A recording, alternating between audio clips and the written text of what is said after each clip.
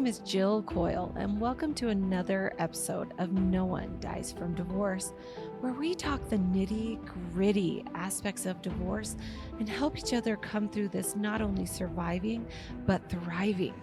I'm a divorce attorney, and I'm interviewing other experts and people just like you who are going through or have been through a divorce, so you can have the latest and greatest information on all things before, during, and after divorce. Let's dive in. Welcome. We're so excited to be here on another episode of No One Dies from Divorce. You guys, we have just loved and appreciated all of the amazing feedback and love that you guys have shown for our show. When I started this podcast, it was really because I knew I had something to say and I wanted to share it with as many people as possible. And the response we've gotten in the last several weeks has just been really touching. And I am grateful that I get to come here week on, week off and bring amazing people, amazing guests that are really going to have purpose for you and give you, a little bit of what maybe you need to hear today.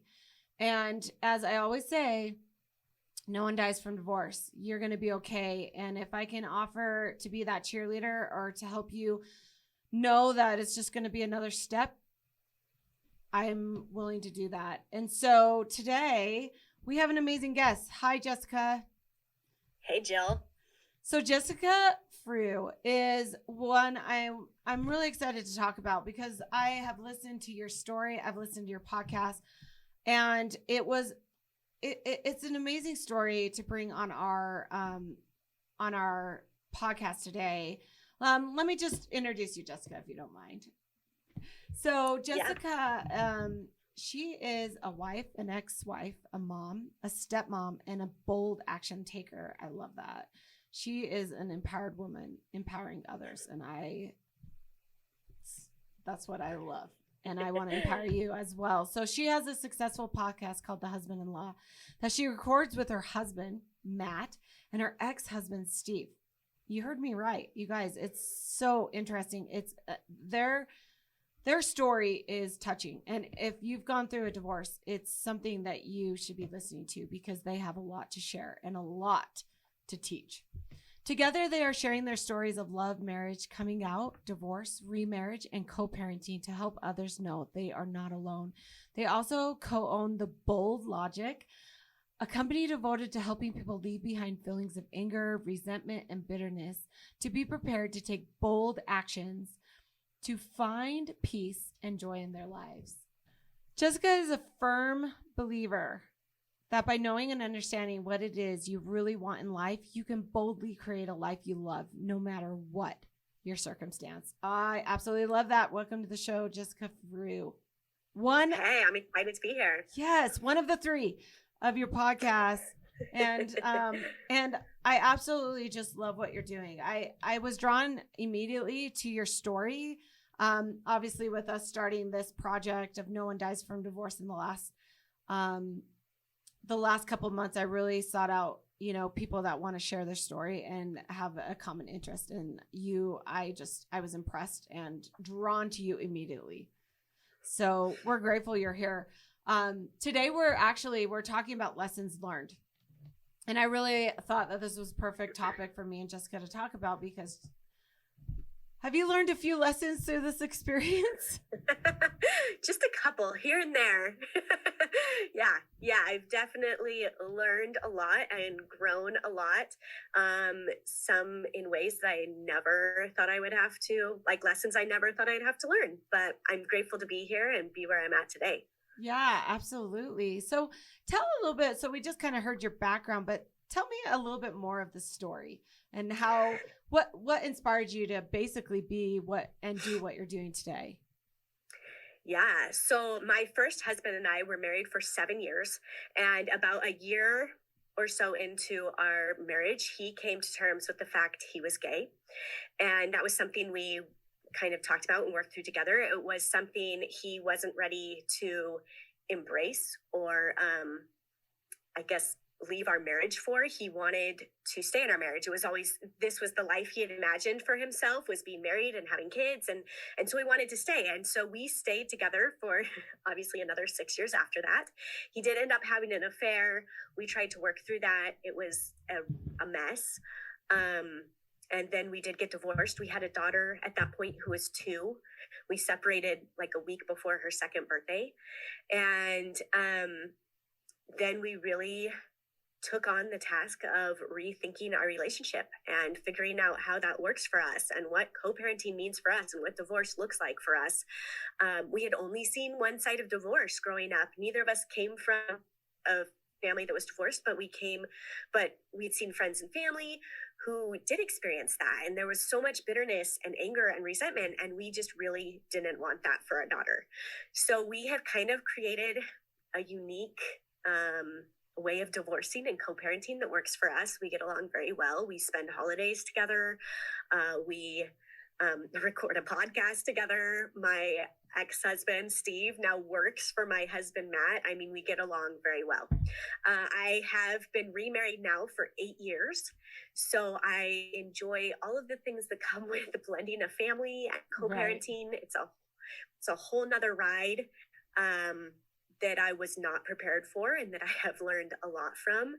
And we also understand that not all divorces and co-parenting situations look like mine and Steve's. Like right. We have been able to make something, I always say it's beautiful, a beautiful relationship.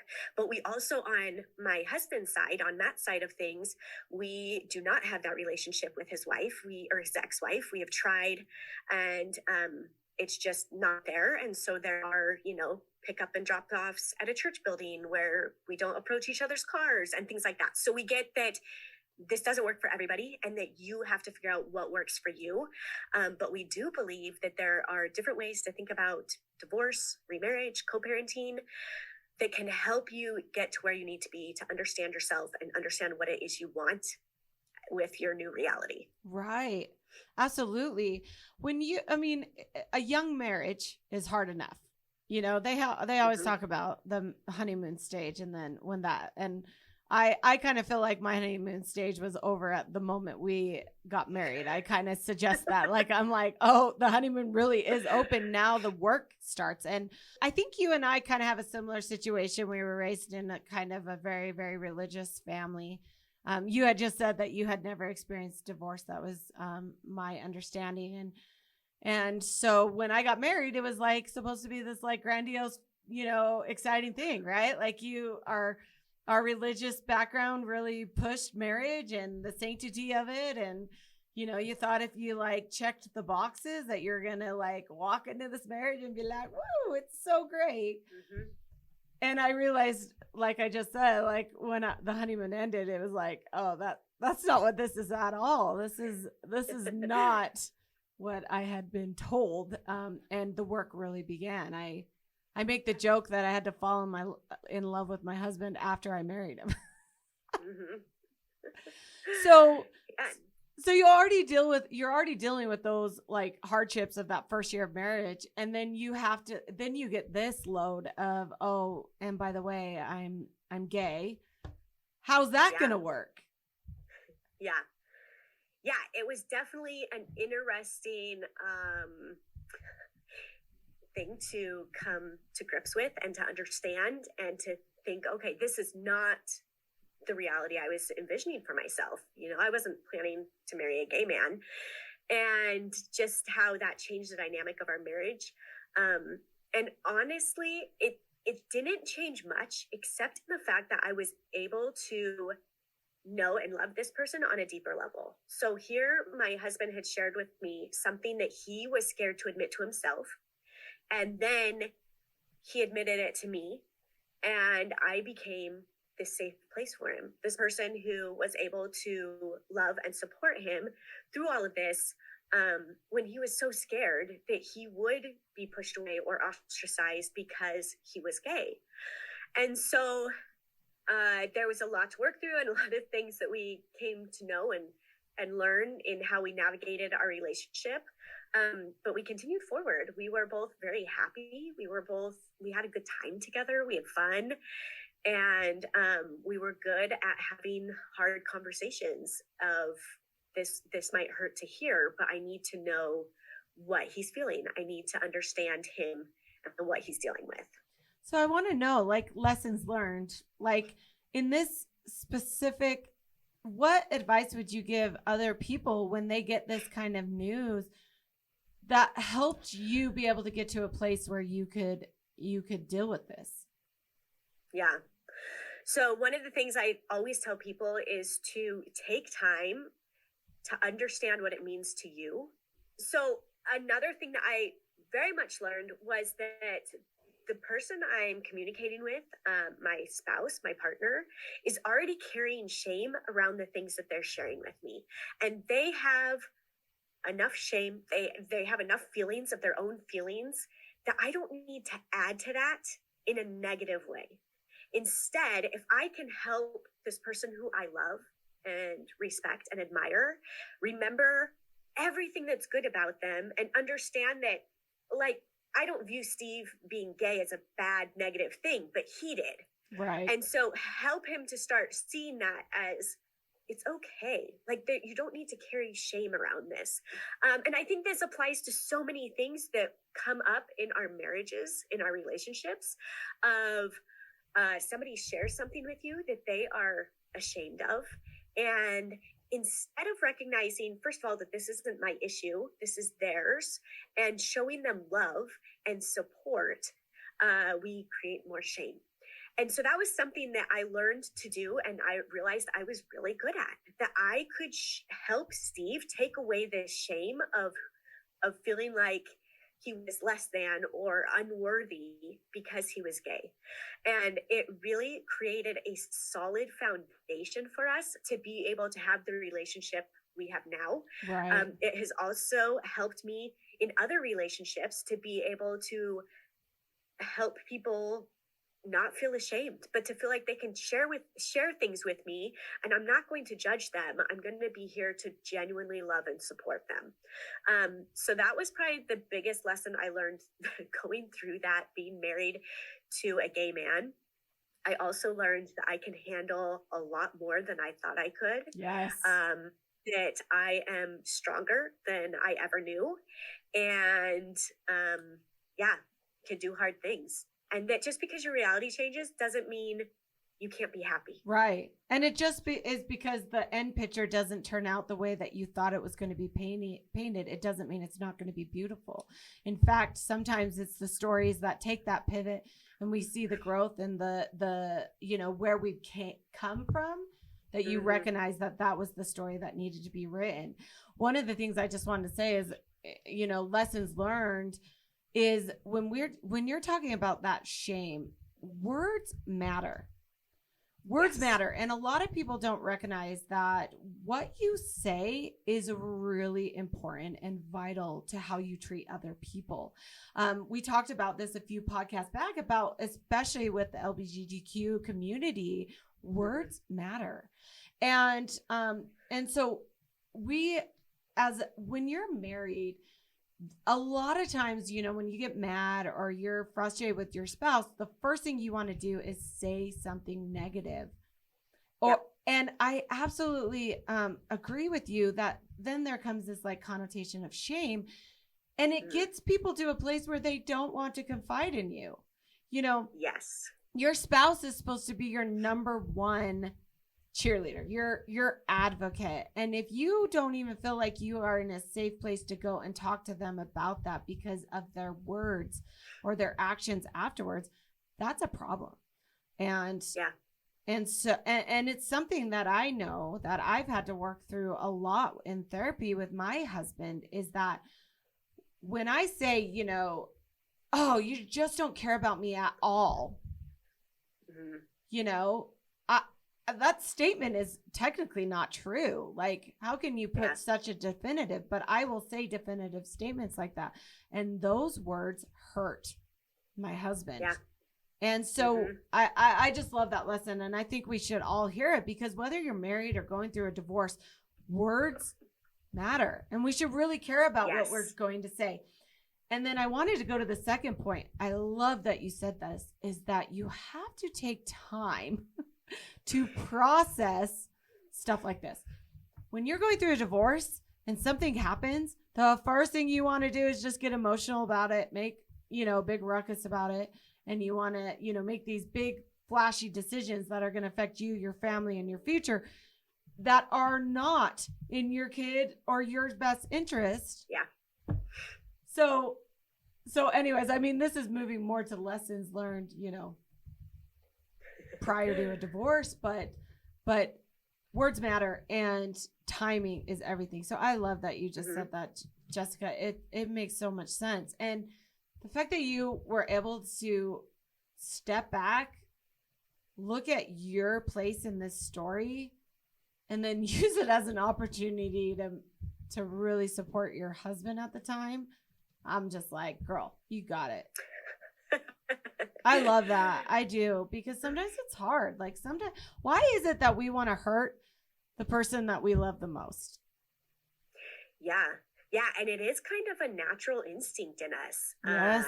I watch it, in my marriage today of sometimes I just feel so mad that, or hurt that I want to hurt my husband. And I'm like, but I don't want to hurt him. I want him to feel like he can come to me. I'm feeling that way because I and so I have to remember that I want him to feel safe. I want to feel safe. So how can I communicate this to him in a way that creates that safety for us, that invites us to open up and want to share? And that's something that Steve and I, in my first marriage, really learned, is that if we could communicate things in a way where we felt safe with each other, we could talk about anything. And it really laid a groundwork for when we did end up getting divorced. I think for us to go back and in those moments of when we wanted to be angry and yell at each other, or whatever, have that knee-jerk reaction, that we stepped back and we're like, okay, let's take a few here and process this and then address this. And also give the other person grace, give yourself grace. You're going to have moments that you mess up. That was something we definitely learned in our marriage too, that if you came back and said, hey, I'm sorry, I didn't say this the way I meant to. I wasn't trying to put this on you. I wasn't trying to accuse you of anything. Whatever, if you come back and own your part that you messed up, that takes things forward 100-fold. That goes a long way. And not just making maybe their issue that seems like a bigger issue, the issue all the time. Well, if you weren't gay, or whatever, then this wouldn't be an issue. But if you did the dishes, or if you made, whatever it is, own your part. Yeah, I love that. And, I talk a lot about it because I love Brene Brown. She's like one of my favorite. Love her. And she does. I mean, one of the biggest things I see is we make up stories in our head. Like we make the words or the actions of others, and we create a complete narrative.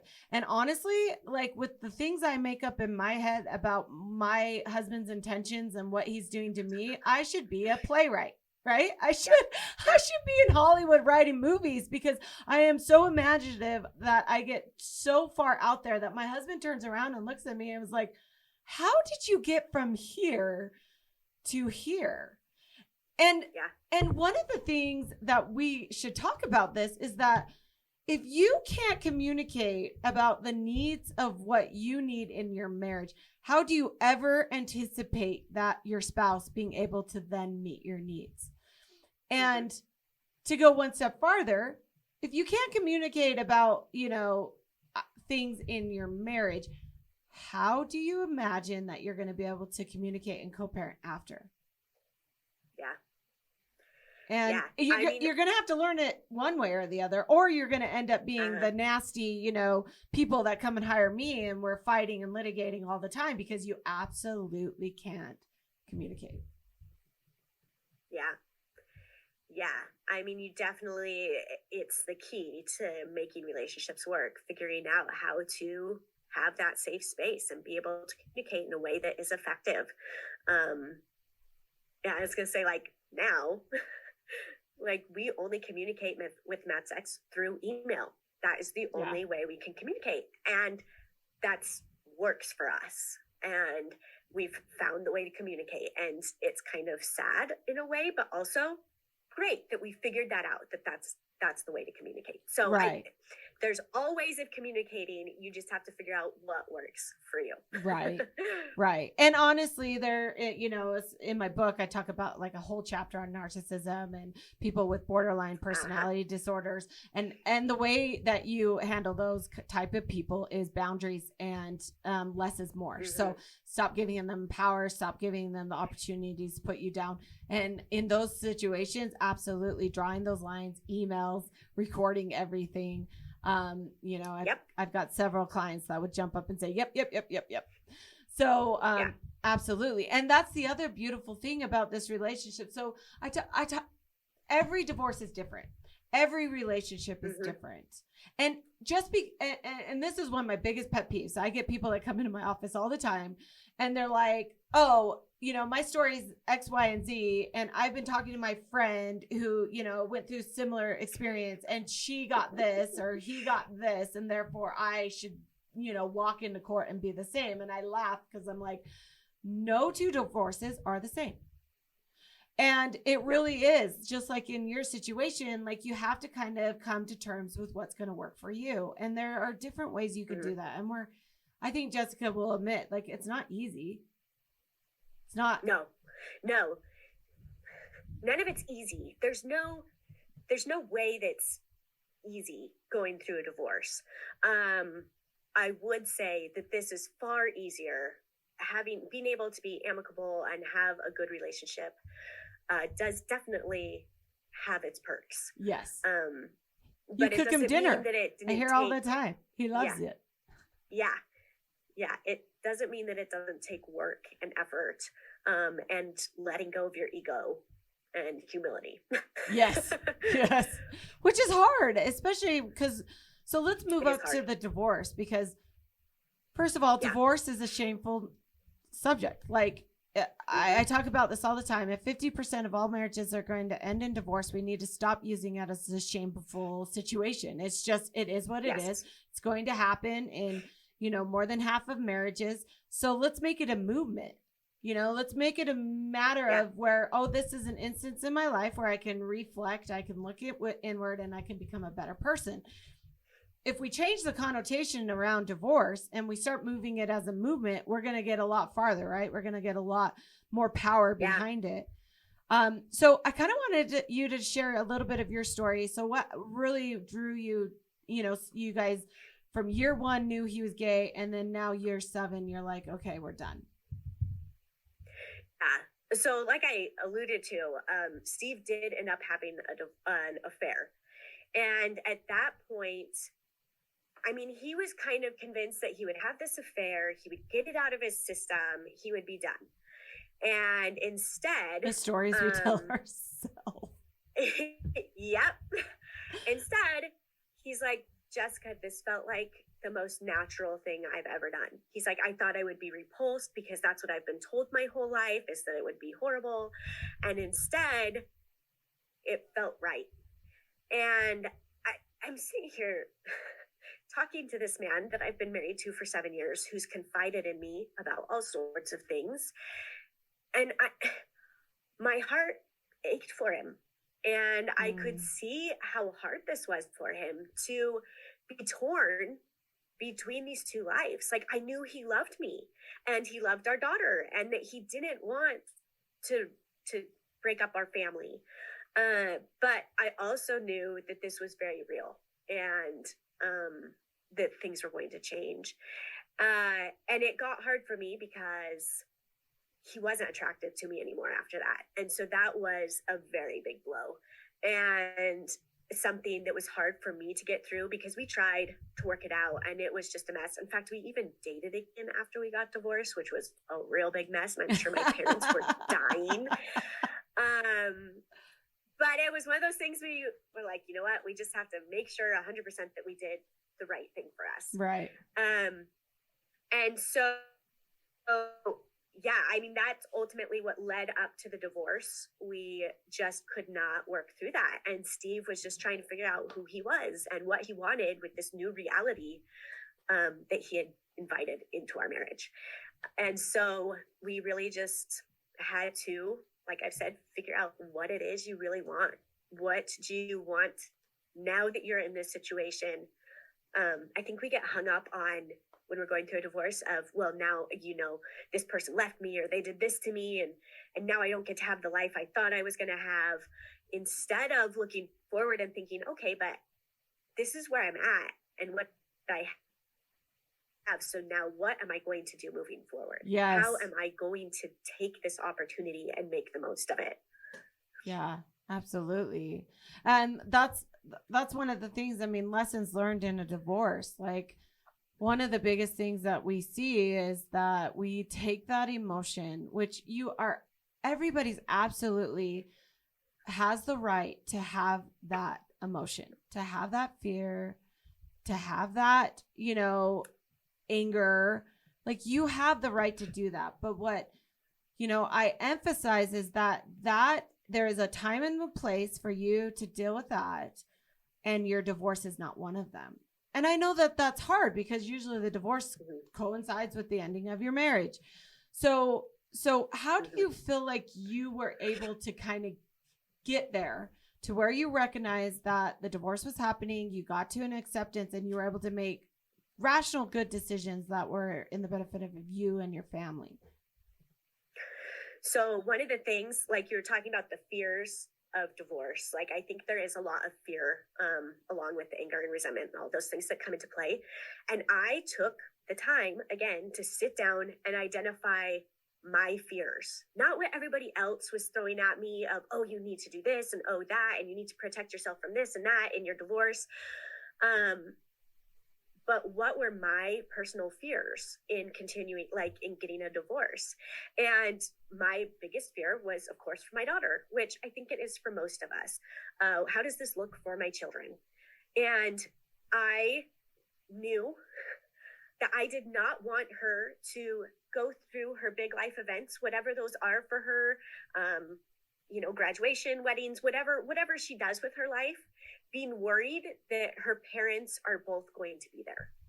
I just could not handle that of, well, my mom and dad are going to be here and her having to worry about us being in the same room together, showing up to her events. And I latched onto that. I'm like, okay, this is my fear. How do I avoid this? Right. What do I need to do now to make sure this isn't her reality down the road? And to the point that I kept thinking, I'm like, well, I want to be able to do birthdays together. I want her to be able to have both parents there. And, that's not something that is needed. Like, we don't both need to be there for her birthday. And we aren't always together on her birthday, but most of the time we are. Right.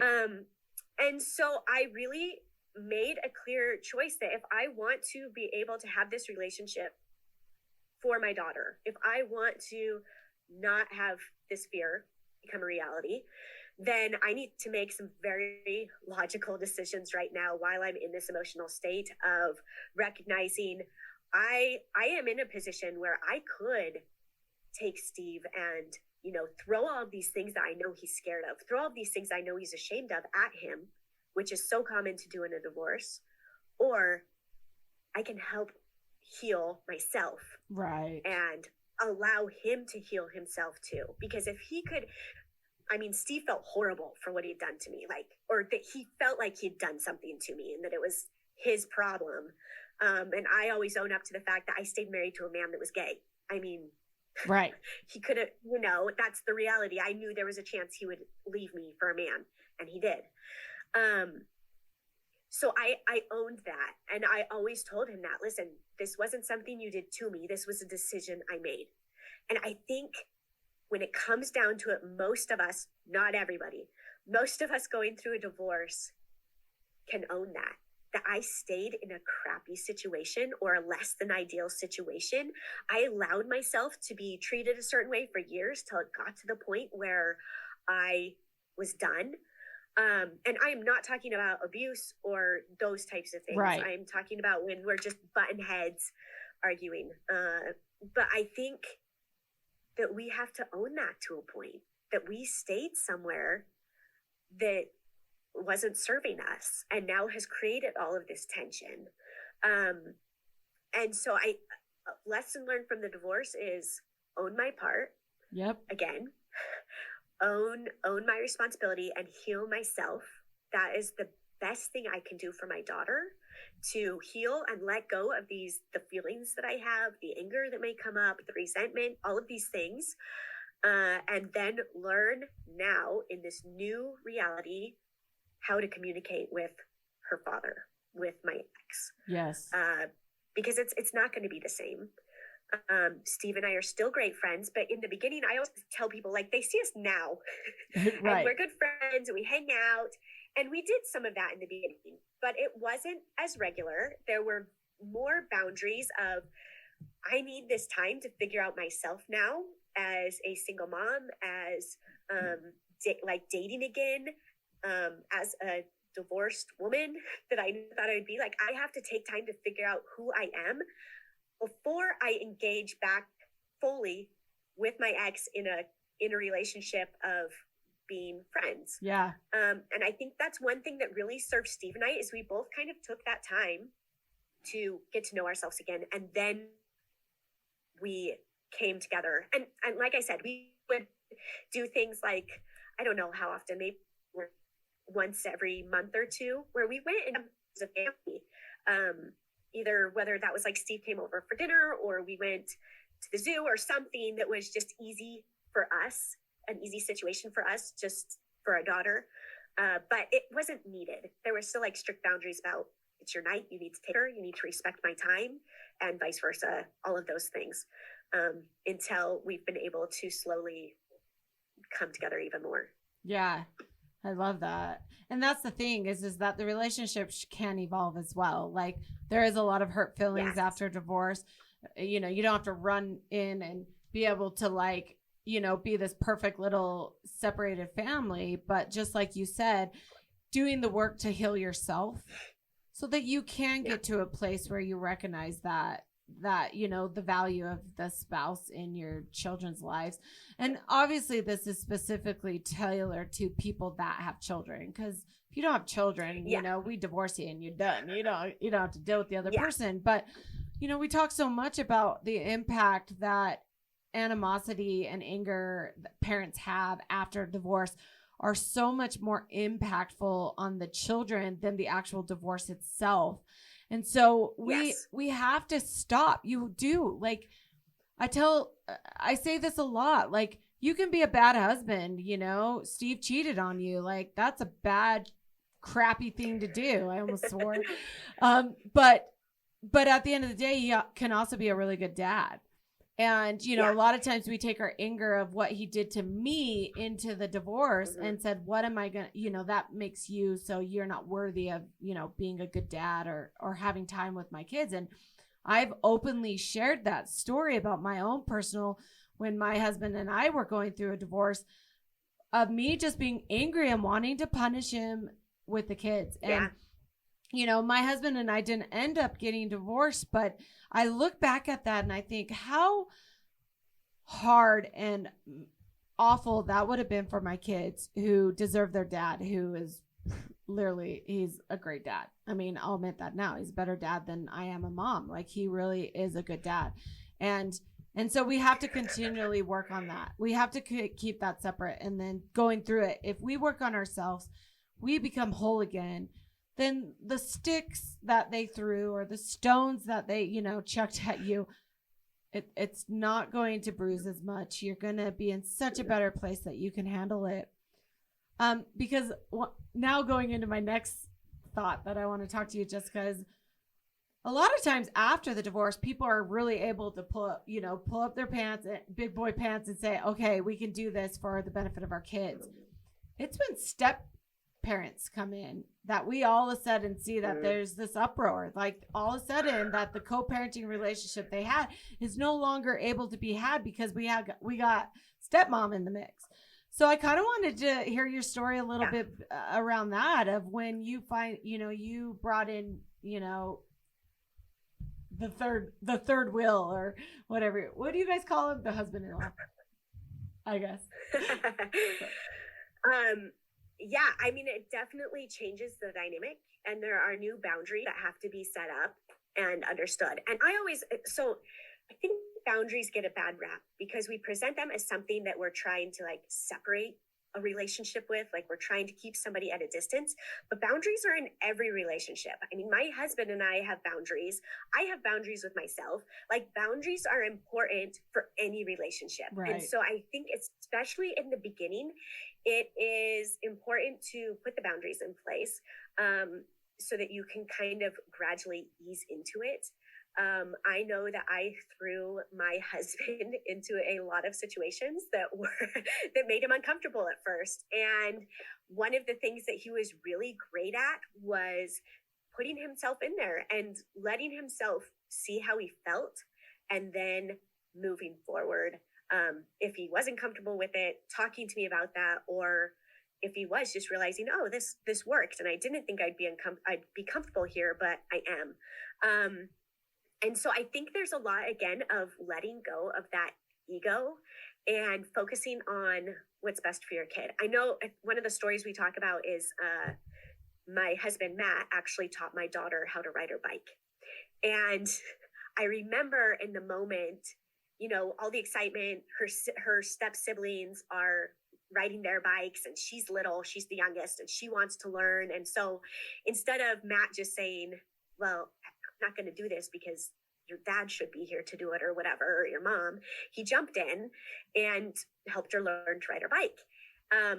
So I'm sending Steve videos, and Steve said, he's like, I thought, oh my gosh, like, what is he doing? This is something I wanted to be there for. And Steve, kudos to him, said, you know what? Look at how excited and happy my daughter is. That is all that matters. And now when I get to go pick her up, she's going to get to show me how she can ride her bike. And I'm going to, walk through that process. I'm going to be excited for her. I'm going to be happy for her.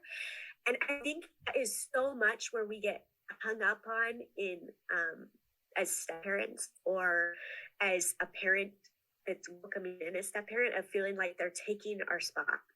And really, most of the time, they're just trying to help your kid. Yeah. And so when we can recognize that and see that, of how to support your child and creating a healthy relationship with your child, the better relationship you get to have with you and this kid. And it can be hard. There are hard moments. But I think that's one thing that Steve and Matt, that I just am so blown away with how well they've done with that, of being able to recognize that they wanted to be excited for Penny and made her the focus of all of this. When we talk a lot about, like the animosity that parents have, if we could just strip away all of the anger or all of the differences we have, between our different parenting styles and the way we're going to co-parent, at the end of the day, if I ask you the question, what do you really want for your children? Almost all parents, and I say almost because there's the few that, will do things just to hurt their ex, but almost all parents at the end of the day are going to say, I just want what's best for my kids. Yeah. And I tell my clients, like, just build upon that. Know that person, no matter what choices they're making, whether you agree with it or not, wants what's best for your kid. And you can build upon that. And it makes it so that the emotions of not being there all the time, or the step parents or the step siblings come in, it makes it not so hard. Because at the end of the day, that your spouse wants what's best for your children. And that's really what we want. And and the other, these are the lessons learned that I'm going to tell you, tell our listeners right now, is that kids can have more than one mom. My kids have four grandmas, and they absolutely love their four grandmas, because guess what? That's more presents for them on their Christmas, on birthdays, and they don't see it weird that they, have two sets of grandpas and two sets of grandma. Yeah. They don't find that strange. Kids can have 2 Christmases. Oh my goodness. Do you think a kid cares if they have presents opened on the 25th of December? If you did it on January 6th, I promise you they would be just as excited. They can have 2 birthday parties because guess what? That's really exciting to them. So the lessons learned is that your kids, the more the merrier, you know. Yeah. And if you can accept that, then this transition into co-parenting, into additional spouse, it's going to be exciting because you're like, oh my gosh, my kids are just getting more and more and more, and that's all we want for our kids. We just want the best. We want to give them all the opportunities we can, and so if we can just do that. So I just kind of say, if that's a lesson learned that I can help you through and give it a little bit of to where you can get over that and recognize that, your kids are going to be fine. Let them be fine. Is really important. So for that, I really wanted to know, so after this entire experience, and again, you have documented it amazingly in your podcast, guys, go listen to it. It's husband-in-law, and I've listened to several episodes, and I'm fascinated by it as a divorce attorney, but just as a human being, and what you've been able to do, Jessica, is amazing. But what's the biggest advice that you would want our listeners to know, whether they're thinking about a divorce, going through a divorce, or post-divorce? What advice would you like to share? So I just think, like I keep saying, is really understand yourself, what you want. Like, take the time to understand that, and don't. I guess going back to the use your words wisely. Identify what it is you want to say, and say it in a way that doesn't create, where you're putting something on them or you're trying to get a rise out of somebody. Be careful with your words during the divorce, so that you can keep a decent relationship. It really will change the dynamic of your relationship for the rest of your life. And as you were talking about, more people loving your kids, I always think that the greatest thing that I've gotten out of my divorce is that I have learned that love comes in so many different forms and so many different shapes and so many different sizes. And as I have let go of what I thought my life should look like, and what my daughter's life should look like, I've been able to welcome in all of these other types of love into my life and into my daughter's life. So just be open to seeing your life differently. Make that a point as soon as you know you're getting divorced, to see how you can invite love in instead of all of the contention and all of the things. Heal, process. It's okay to feel all the feelings. They're real. You are entitled to feel them. But also make it to heal from them. I just think that's great. And honestly, it's just about putting in the work. Use your divorce, use this trial as an opportunity to put in the work on yourself. And I promise you guys out there listening that it will only help you get through this, no matter what. I mean, if we're strong, it's just like when we're going through, a sickness. It's like we do things to get back to be full strength.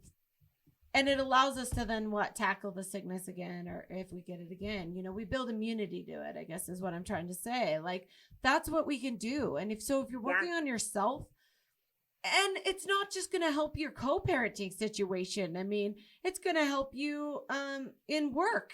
It's going to help you with your friends.